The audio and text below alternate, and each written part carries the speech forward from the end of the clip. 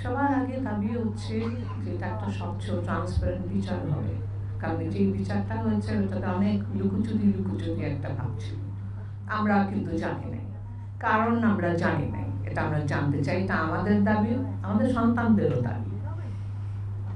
এবং এটার যে এই দিবসটার জন্য আমরা বলতে গেলে তিনবার আমরা ফর্মাল চিঠি দিয়েছি। আমাদের দাবিটা এটা ছিল যে আমরা এই দিবসটা চাচ্ছি। দিবসটা কেন চাচ্ছি জানেন? এটাতে আমাদের পার্সোনাল কোনো বেনিফিট নাই। আমরা আর্মিতে কিন্তু শহীদ পরিবার, আর্মিতে আমাদেরকে অ্যাড্রেস করাই হয় শহীদ পরিবার হিসাবে, কিন্তু আমরা কিন্তু বাইরে এটা রিকগনাইজ না। এটা আমরা অবশ্যই চাই, কারণ এই জন্যই দিবসটা হতে হবে। তাহলে আমরা কোনো সুবিধা চাচ্ছি না, আমরা অবশ্যই চাইবো যে আমাদেরকে ওই শ্রদ্ধার জায়গাটা তৈরি করে দেয় স্টেট, যেখানে আমরা দাঁড়াবো, আমাদের সন্তানরা বলতে পারবে যে তাদের বাবা শহীদ হয়েছেন। 16 বছর ধরে কিন্তু আমরা অপেক্ষায় ছিলাম, এরকম একটি দিন আসবে যেদিন আমরা আমাদের কথাগুলো বলতে পারবো।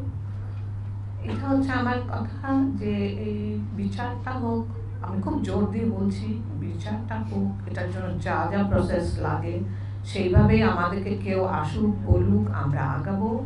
আর যেটুকু জানি, তো আমরা তো অলরেডি আমাদের উইটনেস কিংবা জানা যা যা আছে তা দিয়েছি। তারপরেও যদি লাগে অবশ্যই আমরা থাকবো সবাই। আশা করি যে এবার আমরা, যে এতদিন যে আমাদেরকে চাপ দিয়ে রাখা হয়েছিল, মুখ বন্ধ করে দেওয়ার, ভয় দেখানোর, সব রকমের বাধা থাকবে না।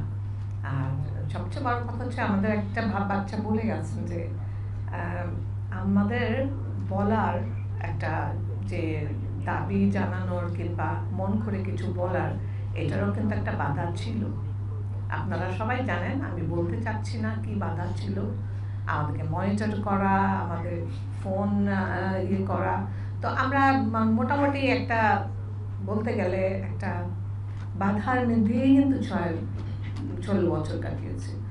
তো আমরা এটা করতে পারবো না, তো আমরা ওটা করতে পারবো না। তো এত বাধা করে তো আমরা বলতে পারি না যে আমরা স্বাধীন দেশে বসবাস করি। তো এটা তো হলোই না, তাই না? আর সবচেয়ে বড় কথা হচ্ছে, ফ্রিডম স্পিচ যখন নিয়ে নেওয়া হয় মানুষের ভিতর থেকে, তখনই কিন্তু এরকম একটা নৈরাজ্য সৃষ্টি হয়, এবং তখন এরকম একটা বিপ্লব আসে। বিপ্লবের মাধ্যমেই হয়, এবং বিপ্লবগুলো সবসময় শুনবে ছাত্রদের মাধ্যমে। তো আশা করি যে আমরা সুষ্ঠু বিচার পাবো, এবং বাকি সবগুলো হত্যারই একটা সুষ্ঠু বিচার হবে, আশা করি।